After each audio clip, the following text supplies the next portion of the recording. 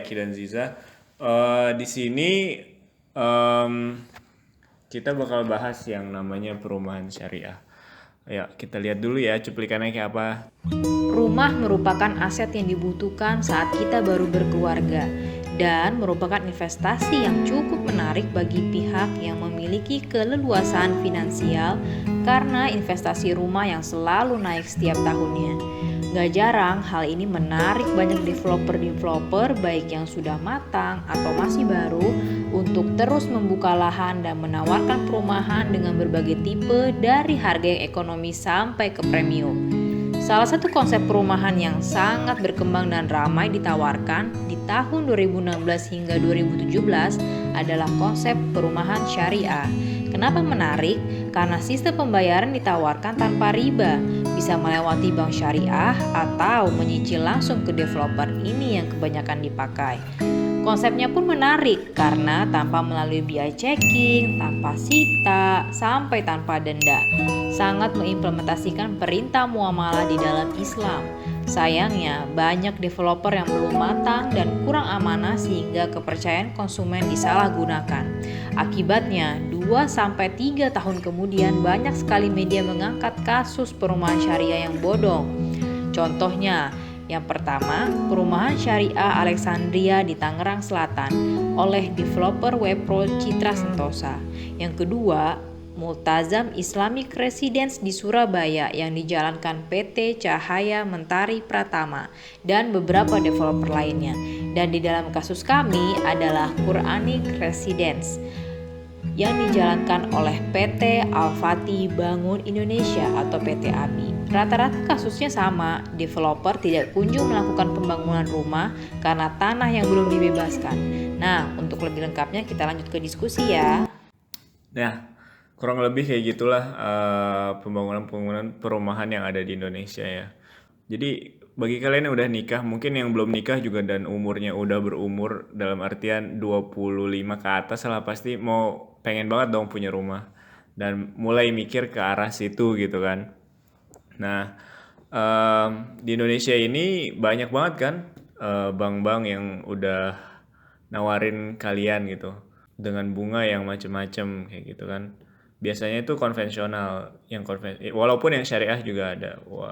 Tapi dari sisi syariahnya pun masih ada perbedaan pendapat lah antara MUI ini dengan beberapa ustadz-ustadz yang ada di Indonesia ini juga. Dan itu juga masih banyak perbincangan lah karena masih belum ada regulasi yang untuk mengatur pembangunan perumahan ini gitu. Biasa sih kalau untuk perumahan ada apa aja sih? Apanya ini? Eh, KPR ya. Iya, Jenisnya KPR. Iya, jenisnya. jenisnya biasanya KPR. Terus yang kedua biasanya tunai dong. Biasanya Tunai. tunai, iya. Yang ketiga ada apa lagi selain itu? Oh, ini temanku ada satu orang. Jadi dia tuh nyicil tapi langsung ke developer. Tapi itu nggak ini ya, maksudnya bukan kayak Syariah, bukan. bukan syariah full. Maksudnya bukan Oh. syariah full gini. Jadi si developernya itu dia nerima dari bank juga, tapi dia juga nerima misalkan kalau kamu pengen bayar ke developernya langsung, developernya nerima gitu dan dia bersedia gitu dengan catatan yang mungkin harganya sedikit lebih mahal daripada yang lain karena di situ kan ada jaminan ya, jaminan antara kamu dengan developer dan kamu itu pasti bayar gitu kan. Sedangkan kalau misalnya ke bank kan otomatis bank yang bayar semua tuh Mm-mm. 100% kan. Nah, tinggal kita Nyicil ke kewajibannya ke bank. bank 100% kayak gitu. Nah, perbedaannya adalah di beberapa hal. Yang pertama, di bank itu pasti kamu ada screening yang biasanya kalau kamu misalkan pakai kartu kredit Ada debt atau terus enggak gitu. ya gitulah. Ya debt intinya sih kayak utang gitulah. Misalkan kamu nyicil mobil atau cicil motor, apa itu udah beres, apa itu udah clean, apakah kamu pernah nunggak, apakah kamu pernah punya utang di tempat yang lain dengan atas namamu sendiri dan itu tercatat di bank apa, itu semua bakal kelihatan sih. Nah, biasanya itu doang kan. Terus kalau KPR juga sebenarnya ada biaya lagi ya sebenarnya. Iya, ada biaya tambahan lagi Ada ya. biaya tambahan. Tapi aku kurang tahu sih jelasnya kayak gimana. Hmm. Nah, cuman kelemahannya dari KPR itu kan adalah kamu akan dapat bunga di luar, kamu harus nyicil per bulannya gitu kan, dan itu sifatnya tidak statik tapi dynamic gitu kan, bisa Oh, maksudnya bunganya per tahun itu per tahun bisa berubah-berubah. berubah-berubah gitu. Jadi kalau misalnya rumah kamu sebenarnya harganya 500 juta gitu, terus nanti dengan kamu bayar sampai lunas itu kamu bisa 1 M atau bahkan lebih, kayak gitu. Itu kelemahannya. Nah Nah, terus sebenarnya ada sisi lain juga yang kemarin aku baru diskusikan sama teman. Teman kan ada yang ngambil perumahan di daerah Bogor lah. Nah, di situ dia cerita kan, iya nggak apa-apa nanti gua nggak ada DP kok. Jadi ada satu perumahan tuh kadang-kadang yang kita nggak usah bayar DP gitu, kita langsung bayar cicil, kayak gitu kan.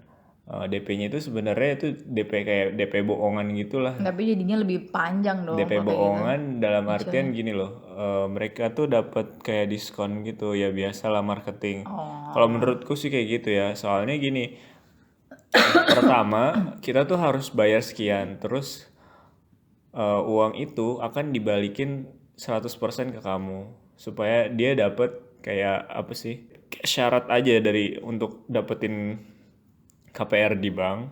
Nah, setelah dari situ nanti kan mereka dapat langsung uang 100% dari bank dong, si developernya ini. Iya. Nah, uang itu nanti dipakai untuk apa namanya? Bangun rumah.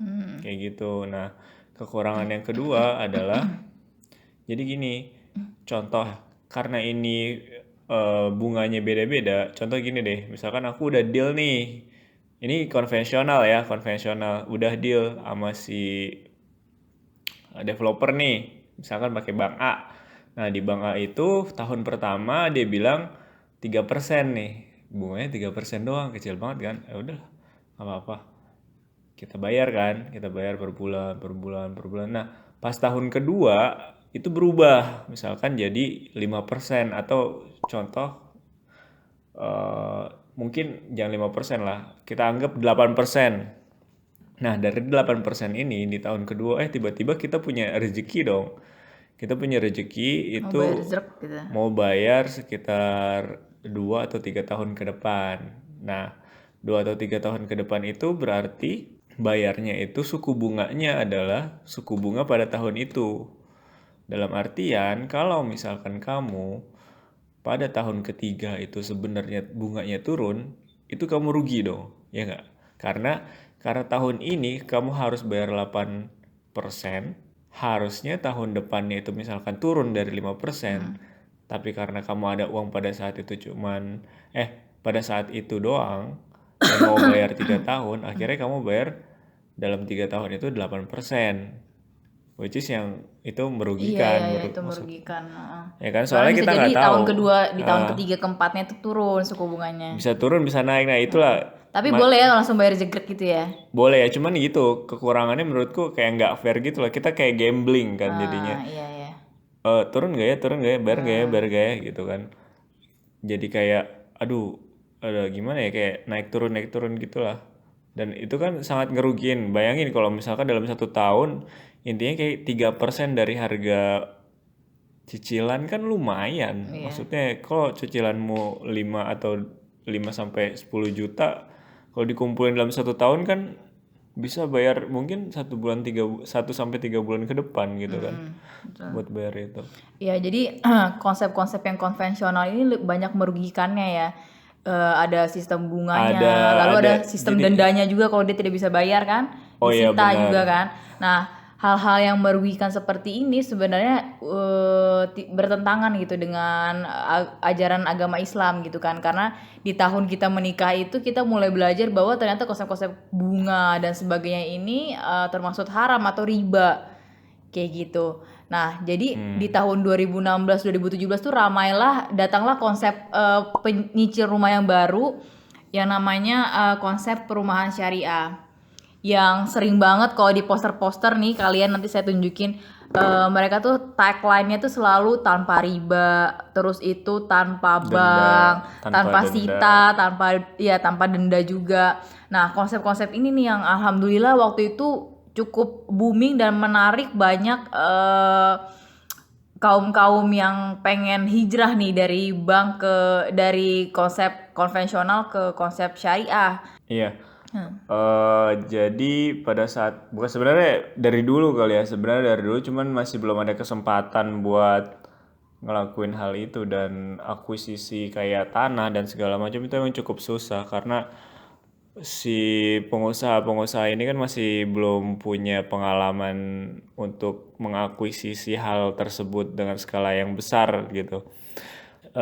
Pada saat itu kalau nggak salah 2016 ya, dan sampai saat ini pun saya sih masih belum lihat, maksudnya gini loh, masih belum ada peraturan dari pemerintah untuk intinya kayak Regulasi. melindungi masyarakat yang beli dengan cara syariah ini. Karena kalau menurutku sih sebenarnya bank itu aman karena ada perlindungan pemerintah, tapi nggak bisa jadi jaminan juga soalnya Jiwasraya sebenarnya bukan bank sih, Jiwasraya yang itu BUMN juga bisa bisa kolaps juga, dan itu lumayan banyak investor dari luar, terutama kemarin tuh kalau aku dengar dari Korea. Jadi intinya sih semuanya pasti ada resikonya, pasti ada resikonya, walaupun contoh misalkan bank itu bank terbesar di Indonesia, bank BUMN terbesar gitu kan.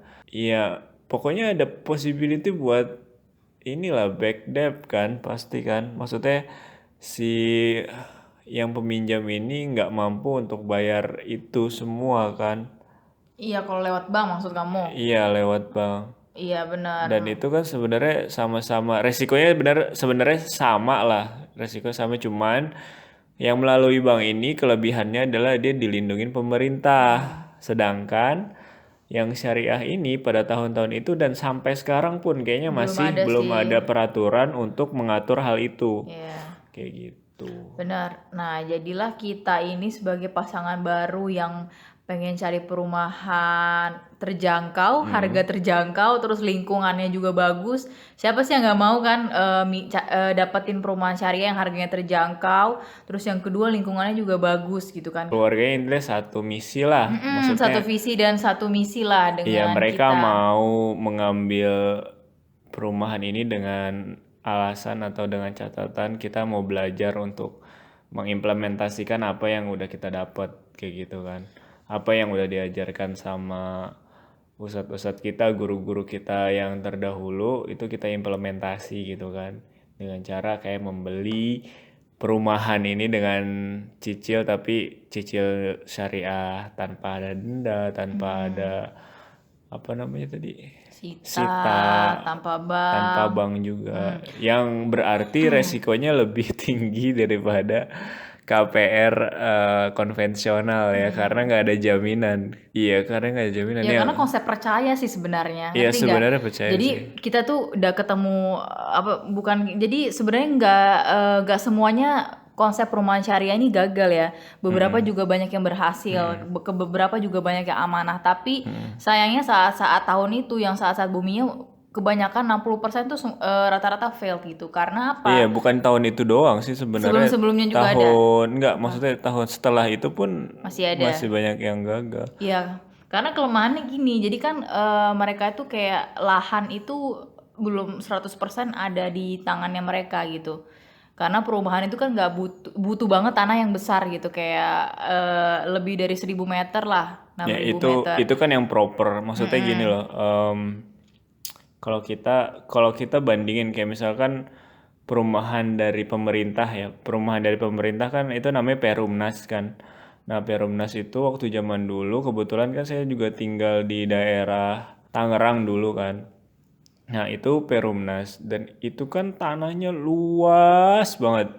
Dalam artian bentuknya itu benar-benar perumahan yang memang disesuaikan untuk standar masyarakat kayak gitu. Kayak misal pasti ada masjid, pasti ada lapangan buat main Masuk. anak-anak, iya, dan segala macam. Nah, sedangkan keadaan saat ini adalah tanah ada, kemampuan untuk membeli tanah itu udah nggak kayak nggak kayak pemerintah, intinya kayak gitu.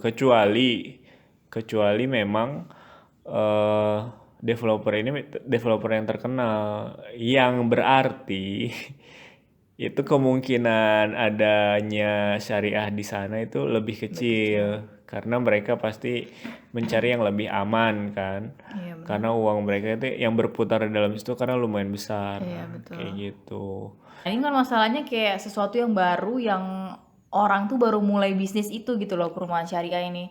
Iya Jarang memang. banget developer besar, jadi kayak developer kecil yang biasanya bikin cuma 1.000-2.000 meter, terus tiba-tiba dia punya site plan yang sampai beribu-ribu meter gitu. Iya, Yang sampai pengen 10 ada masjid, hektar. dia sampai 10 hektar, yang dia pengen ada masjid, terus pengen ada sekolah, ada supermarket dan sebagainya, kayak small BSD city lah kayak gitu kan. Ya intinya ngawang-ngawang lah. Ngawang-ngawang banget lah, dan emang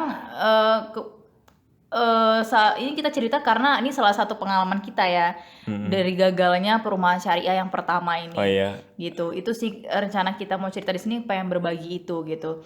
Jadi waktu itu kita memang lumayan tergiur banget dengan konsepnya karena kayak udah kita bikin kayak kompleks permukiman sendiri yang lengkap banget, all in one, semuanya udah ada gitu. Kayak udah punya sekolah, supermarket dan sebagainya gitu. Jadi Nah itu kan sebelumnya sebenarnya bukan itu sih awalnya itu sebenarnya dari flyer. Nah flyer itu lumayan rapi.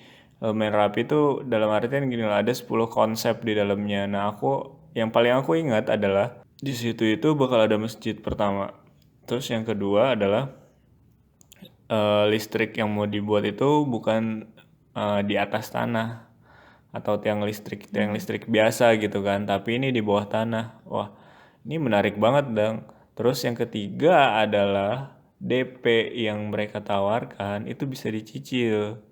Itu yang paling unik dibanding di tempat-tempat lain yang DP-nya besar itu banget, 40% dari harga total rumah ya kayak gitu gitu. ya. Yang intinya sih kayak ya ini kayaknya affordable deh. Maksudnya masih bisa ke-achieve lah walaupun pada saat itu juga gaji ya lumayan ya apa ya sih namanya lumayan pot-potan juga kalau misalkan emang suruh bayar segitu gitu kan. Ya 3 hal itu sih yang paling aku ingat. 3 hal itu dan yang terakhir adalah komunitas. Iya, karena ini sebenarnya penawaran perumahan syariah ini datang dari komunitas yang cukup meyakinkan banget ya. Iya, komunitasnya banyak. Kan awalnya sih nggak ini ya, nggak tertarik buat ngambil ya. Tapi kalau wah kayaknya bisa dicoba nih, maksudnya ngelihat dulu lah gimana sih caranya kayak gitu kan. Kalau misalkan bayar ini dulu deh, bayar apa namanya, booking fee dulu deh gitu kan. Sekalian kita lihat ini benar-benar serius ada atau enggak gitu kan. Nah, modusnya di sini adalah mereka itu sebenarnya sih wallahu alam juga sih nggak tahu juga duduk perkaranya gimana si komunitas ini bisa dapat developer itu gitu. Emang ketika saya nanya lebih lanjut sama ketua komunitasnya, nah beliau bilang kalau misalkan memang itu kesalahan dari kita nggak ngecek apa namanya pengalaman dari developer ini dan ternyata ya seperti itu. Ya mau nggak mau ya kita harus bahu membahu buat ngatasin masalah ini dan ini juga intinya kayak gini lah. Mungkin ceritain dulu kali kasusnya kenapa kebanyakan perumahan syariah ini gagal. Pertama-tama adalah lahan yang belum diakuisisi secara penuh oleh developer sebenarnya kan. Iya sebenarnya itu nggak masalah sih, nggak masalah dalam artian sebenarnya bukan itu dulu sih. Yang pertama kalau lahan itu terlalu besar itu harus curiga sih. Lahan yang dia bilang misalkan 2 hektar, 3 hektar itu impossible banget. Nggak ada developer yang punya uang sebanyak itu. Kecuali dia ngambil dari kecuali dia nyicil dari duit setoran konsumen. Dan itu nggak akan nutup juga kalau buat DP doang ya. Nggak akan menutupi biaya akuisisi si tanah itu. Jadi kalau yang aku pelajari nih selama ini jadi kalau misalkan ada perumahan syariah dan itu besar banget intinya kayak dia mau buat 5 hektar 10 hektar pikir 2 kali lagi soalnya biaya untuk akuisisi itu jauh lebih besar kayak gitu. Contohnya aja deh gini deh, pemerintah ini lagi bikin tol banyak banget dong. Nah di Depok ini akuisisi lahan itu nggak segampang Kayak misalnya perumahan syariah mereka bilang 10 hektar. Itu tuh nggak segampang yang kita pikirkan gitu. Jangan jangan jangan sampai tiba-tiba, wah keren nih, mantep nih. Ya Segini karena ada segini. tetek bengeknya kan. Jadi Iya, ngakuisisi kayak pemerintah aja kayak kamu ceritain tadi kan kayak pengen bikin jalur LRT deh. iya itu Pengen jalur apa susah banget. itu susah banget karena kamu ngakuisisi orang yang udah lama tinggal di situ, kamu Mm-mm, periksa dulu sertifikatnya ke notaris apakah benar ini mm-mm. tanahnya mereka, terus Iya, itu belum lagi negosiasi harga sama orangnya dan bisa jadi beberapa minggu ke depan mereka menaikkan harga karena dia tahu di sini akan ada planning mm-mm. pembangunan LRT itu banyak banget back and forth gitu kan. Iya, dan prosesnya itu bukan cuman sebulan 2 bulan, 3 bulan 5 bulan, itu yakin banget 1 sampai 5 tahun itu juga masih belum tentu selesai semua. Contohnya adalah tol yang sekarang ini yang Kukusan ke Antasari itu belum beres-beres sampai Iya, sekarang. itu padahal pemerintah ya yang menghandle ya. Padahal itu Pemerintah. udah ada planningnya 10 tahun lalu. Iya betul. Jadi emang cukup. Tapi kok kita bisa percaya banget ya dulu ya. Dan kalau kita wajar, Kalau gini-gini, kalau kita sih wajar kayaknya ya kita kan kayak newlywed gitu kan, yang baru tahu bahwa ada perumahan syariah. Tapi ada juga kan orang-orang di atas kita tuh yang oh udah yang udah senior dia ya. udah senior, udah punya bisnis, udah punya juga rumah primary-nya dia gitu kan, dan dia memang pengen investasi di tempat ini gitu kan. Kenapa kok juga ikut terjebak juga gitu sama kayak kita gitu.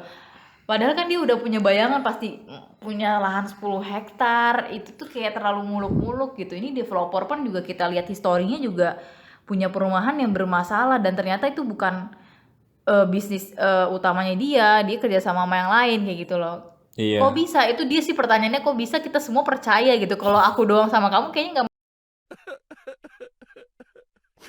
masalah. Masalahnya orang-orang yang sudah seumuran sama orang tua kita nih kok juga ikut-ikut terjebak. Itu dia sih sebenarnya. Kalau menurutku sih itu karena ya dilindungin sama komunitas. Jadi komunitas ini tuh kuat, Percaya, kita komunitas udah percaya banget kita ya. tuh percaya banget sama Komunitas komunitas dan orang komunitas ini tuh betul. nggak ada yang maksudnya nggak ada yang berniat jelek untuk tidak menrealisasikan hal ini Karena gitu. kita udah kenal banget sama orangnya kayak gitu Iya kan. dan Kayak misalnya kita kayak ketua ketua komunitas apa gitu tuh kita udah sering ketemu, udah sering iya ngaji bareng, udah sering ngumpul bareng. Jadi nggak mungkin lah lu nggak kayak mungkin gitu, lah dia nggak bohong gitu mungkin. kan, nggak Karena kita mungkin udah tahu bohong. gitu. Iya. Emang dianya yang nggak bermasalah gitu kan. Bukan dianya yang Bukan dia yang bermasalah, tapi bermasalah. developernya yang bermasalah. Jadi permasalahan di sini adalah ketika memang ya karena dua kaki sih dalam artian kayak karena berlapis gitu loh. Jadi kita nggak tahu nih sebenarnya developernya itu bagian dari komunitas atau bukan. Iya. Kayak gitu. Yang alhasil kita percaya aja dong. Toh orang-orangnya bagus semua kok, taunya PT-nya beda. Dan terus apalagi eh perusahaannya juga beda, terus CEO-nya juga beda ya, pokoknya beda banget lah semuanya. Pada awalnya kita semua udah percaya dong, kita udah bayar dan segala macam, dan kita juga udah survei loh. Iya nih di sini Iya, bakal bakal dibuat ini, ini dan nanti di segala sini ada macam. perumahannya di sini. Terus kita udah sampai kayak eh nyantunin anak yatim, bayangin, buset. Bikin kayak, aduh, susah Maksudnya deh. kita udah planning gitu sama warganya, kita nanti bikin ini yuk, bikin ini. Udah sampai apa ngadain acara Gitu ya. Udah yang ya. dia cuman taro bulldozer buat Oh iya itu iya iya loh. iya iya. Jadi si developer ini parah banget sih. Jadi Ya, jadi kita nggak mau ngasuhin developernya apa, tapi karena ini udah muncul di berbagai media TV nasional, jadi kita nanti custom aja deh cuplikannya yang mana, biar kalian baca sendiri aja artikelnya. Tapi kita pengen mau sharing full deh, biar nanti someday orang yang cross path sama nih orang jadi bisa antisipasi sih. iya sih. Soalnya sampai sekarang pun dia ngebuat satu bisnis lagi yang itu sama-sama bermasalah dan metodenya sama dan ya harus hati-hati lagi teman-teman kalau mau investasi sebenarnya kalau misalkan kalau apapun itu kalau misalkan itu masih belum ada buktinya dan kalau bisa sih jangan nyicil sih kalau Kalau bisa. Kalau bisa sih jangan Ini nyicil, teman-teman benar-benar. bukan teman-teman kita berarti ya, kayak mungkin kayak bos-bos kita. Ya intinya sih gitu, harus kalau misalkan emang apa namanya kemampuan pada saat ini untuk ngontrak, ya nggak apa-apa ngontrak aja gitu. Asalkan kita tetap Nabung aja nabung, dulu gitu. nabung, Karena yang nabung. paling untung tuh emang kita kalau bayar sesuatu tuh cash. Iya bener. Karena kalau kita bayar ini pun nyicil yang tanpa bunga nih bener-bener syariah, pasti Sama aja. harganya juga beda. Misalnya kayak Sama aja intinya. iya sama aja, kayak pasti ada lebih selisih 10% 20% Iya. lah. Pasti akan dimahalin kayak gitu karena kita sistemnya juga tetap nyicil. Jadi di mana-mana pasti lebih untung cash. Kalau misalnya kita cashnya bisanya harinya 500 juta 600 juta ya udah beli aja segitu kalau emang butuh banget. Tapi kalau misalnya emang apa namanya nggak bisa ya nabung aja dulu kalau misalnya cita-citanya adalah Ya intinya perumahan. sabar sih, sabar. Terus Ya misalkan emang mau fokus nyari uang dulu ya bisnis dulu. Ya, lebih baik sih bisnis dulu dibanding nyari rumah sih kalau menurutku sih. Di umur-umur yang segini kayaknya emang lebih baik bisnis. Tapi itu kan tergantung pilihan hidupnya orang. Karena Iya, mungkin maksudnya ngontrak kalau pun misal juga mahal loh. Kalau di Jakarta kan ngontrak mahal. kalau Jadi orang tuh sebenarnya pengen beli rumah karena ngontrak pun juga mahal. Ngapain dia ngontrak di Depok kan? Kalau misalnya kerja di Jakarta, mending ngontrak di Jakarta. Makanya iya ya. kalau gue punya rumah di Depok itu masih lebih worth it daripada gue ngontrak di Jakarta. At least gue udah punya rumah gitu loh. Ya tergantung juga sih mindsetnya kemana. Kalau misalkan dia bisa ngontrak dan bisa manage bisnis yang lebih bagus di tempat yang strategik, ya mau kenapa enggak kayak gitu. Siapa tahu nanti bisa kita akuisisi. Apanya? Misalkan kamu kamu nyewa ruko. Nah. Nah, rukonya itu pasti dibuat bisnis dong. Oh iya kalau bisnisnya bagus, settle gitu, iya bisa Iya, jadi kita beli ruko itu gitu iya kan. maksudku adalah jangan jangan sampai kita mikir kalau misalkan punya rumah itu lebih bagus dibanding yang ngontrak. Belum tentu. Kalau Iya misalkan betul. kita punya strategi-strategi yang bagus kayak gitu, ya nggak menutup kemungkinan kita bakal mengakuisisi hal-hal yang kayak gitu. Betul. Tapi sebenarnya pengalaman buruk kemarin yang bertele-tele selama 3 tahun yang kita dikumpulkan berkali-kali dengan janji akan membayar segala macam dan kembali dibohongi lagi. Dan bahkan kita udah sampai ganti pengacara kan ke pengacara yang lebih bagus networknya kayak ke media dan segala macam. Kita pun juga nggak kapok gitu buat cari perumahan syariah lagi gitu kan. Ya nggak sih? Karena rumah yang kita tempati sekarang ini juga hasil hunting kita lagi. Nah, pertanyaanku kenapa kok kamu masih nggak kapok gitu buat cari perumahan syariah kalau udah pernah ketipu gitu? Nggak tahu. Gimana sih? Nggak maksudnya masih yakin kalau misalkan dengan cara ini hidup jadi lebih berkah. Kayak gitu aja sih intinya. Eh, nggak tahu gimana caranya, tapi pengen nyoba lagi dan akhirnya sebenarnya kemarin cuma ngiseng doang. Coba cari gitu kan. Cari pas cari, kayaknya oke nih gitu kan. Iya, terus apa nih pelajaran yang kita ambil dari yang pertama sampai ke kedua perumahan syariah yang kedua ini? Iya, nyarinya yang nggak terlalu besar, terus harganya masih masuk. Harganya Nggak terlalu masih, besar tuh kayak lahannya waktu itu kita iya pilihnya nggak lahannya, terlalu besar. Dia lahannya cuma tuh punya 4.000 meter ya. kalau ini ya kalau nggak salah sih Iya, cuma punya 4.000 meter. 4.000 atau 5.000. Terus waktu itu kita langsung datengin ownernya, terus kita tanya sertifikatnya, bener nggak tanah ini atas nama beliau gitu ya. Terus juga kita lihat history projectnya dia, apakah berhasil yang sebelum-sebelumnya. Oh iya, itu Bener sampai nggak kita history? lihat ke Perumahan-perumahan perumahannya. sebelumnya, Udah bener. jadi beneran Udah atau jadi enggak? bener atau enggak, terus tuh tanya warga sekitar, sampai seserius itu kita tabayun karena kita nggak mau kejadian 2 kali ya. Ya udah kayak gitulah, sampai seserius itu ya kita bolak-balik nanya sampai akhirnya kita udah booking satu tempat terus nggak jadi. Oh iya, Kita udah booking. milih kita mau yang ini nih gitu kan. Terus kamu ngundur lagi kan karena nggak yakin. Terus nyesel akhirnya kepikiran ke bawah mimpi, terus bukan ke bawah mimpi sih, kayak kepikiran ambil gak ya, nggak ambil gak ya, tapi ini posisi udah strategis banget nih di samping tol persis gitu. Terus ngesot dikit udah Cibubur, ngesot dikit udah Juanda gitu kan, ngesot dikit udah pintu tol gitu kan. Kamu kayak kepikiran terus, akhirnya ngambil juga dong. Kalau aku mah biasa aja, cuma ngastain pandangan, ih sayang nih apa aku aja ngambil gitu-gitu kan. Akhirnya ngambil juga. Iya, akhirnya diambil. Terus Ya akhirnya alhamdulillah sih cepet kalau yang ini sih, yang ini cepet dan udah jadi rumahnya ya ala kadarnya lah. Maksudnya udah jadi rumah dan udah bisa kita tempatin juga. tapi ya jauh lebih tenang sih karena ya itu tadi kita bayarnya nggak lewat bank ya kan. Iya, walaupun masih belum ada ini ya, masih belum ada kejelasan masalah sertifikat. Pecah sertifikatnya ya. Eh, kita Masih masih di belum ada notaris. kejelasan masalah itu. Iya. Awalnya tadi mau tunai tapi karena udah punya pengalaman yang kemarin kayaknya cash Agak garis agak juga. risky banget akhirnya ya. Akhirnya kita Tentuin supaya ini aja ya. tapi nyicilnya juga nggak lama-lama. Kita pilihnya 5 tahun dan ini udah jalan 1,5 tahun ya yang ya. Udah jalan 1,5 tahun kan. Iya kurang lebih lah Kurang lebih setengah, tapi dari 2018 ya kalau tapi nggak inget ya kalau yang sekarang ini DP-nya lebih realistis. Jadi kayak kita harus bayar 40% dari harga rumah kita kan. salah. Iya hampir setengah lah Ya, dan pokoknya. itu lumayan besar juga itu kan harus cuma nyicil 3 kali 40% itu. Iya dan itu cuma 3 bulan ya berarti ya. Ya cuma 3 bulan dan itu lumayan besar Lumayan juga. besar dan iya karena kita yakin juga sih. Ya intinya gini sih, yang kemarin itu yakin banget, maksudnya ya jadi pelajaran juga buat kita semua gitu. Terutama kita berdua sih, kita berdua. Ya ini bukan masalah cuman masalah beli rumah terus udah selesai gitu enggak. Jadi kita nih pengen belajar gimana caranya kita mengimplementasikan apa yang udah kita dapat kayak gitu kan.